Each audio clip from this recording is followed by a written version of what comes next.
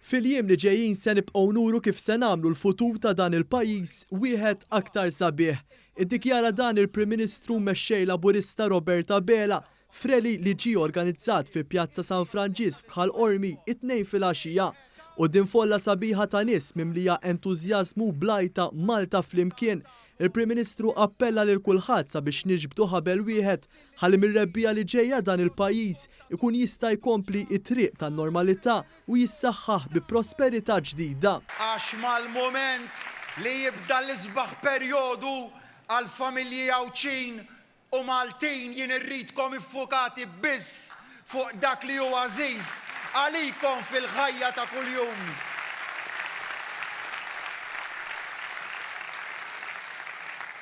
Għax il-ħajja sabiħa u rridkom tgawduha. Il-pandemija ħadet ilna wisq. Iżdissa nistgħu nħarsu l-qudiem għax wasal il-mument li ngħixu bl-aqwa mod mill-ġdid. Mill-istess post li fih beda il-mixja politika tiegħu 5 snin ilu, Dr. Bela refera l-ewwel proposti mħabbra fil-manifest elettorali tal-Partit Laburista fosthom l-investiment massiġġ ta' 700 miljun euro fil-qasam ambjentali.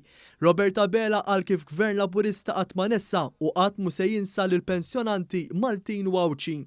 Fil-fatt hawnhekk huwa wieħed li se jara kif l-anzjani kollha ikollhom pensjoni għolja jitnaqsulhom il-piżijiet u li anke jieħdu il-mediċini kollha b'xejn. Se nerġgħu inżidu il-pensjonijiet.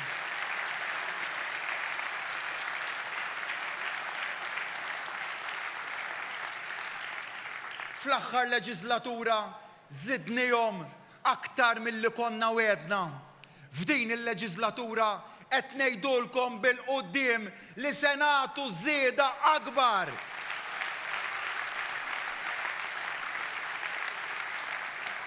Il-mira tagħna ili nagħtu d-doppju ta' dak li kellna fl-aħħar manifest u jekk inkunu nifilħu li nagħtu aktar tafu li jekk nagħmlu magħna tafu fejn qegħdin.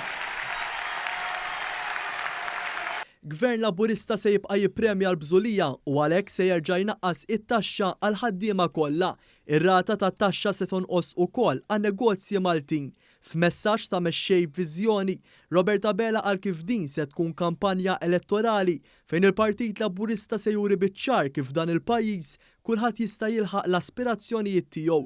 Liż-żgħażagħ Maltin u Għawċin, Roberta Bela waslilhom messaġġ pożittiv iżda mhux lilhom biss. Ek tibda l-kampanja elettorali tagħna mhux bitfih ta' tajn imma bi proposti dwar kif se nagħmlu futur isbaħ u aktar b'saħħtu. Dawn huma proposti b'saħħithom, proposti tal-uniku moviment tal-progress f'pajjiżna, proposti ta' partit li jemmen fikom għax ġej minnkom, proposti ta' tim maqut li jħobb lil pajjiżu u li jrid ikompli jaħdem għal pajjiż u għalikom.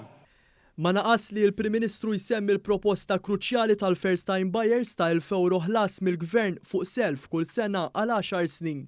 F'diskors li jħares lejn il-futur u mhux lejn il-passat, il-Prim Ministru qal kif il-Partit Laburista u għal-partit li għandu l-kredibilità biex iwettaq dak li jwiegħed u dan jiġdu l-implementazzjoni ta' xieren ta' miżuri u riformi li diġà ħallew differenza pożittiva f'ħajjet in-nies.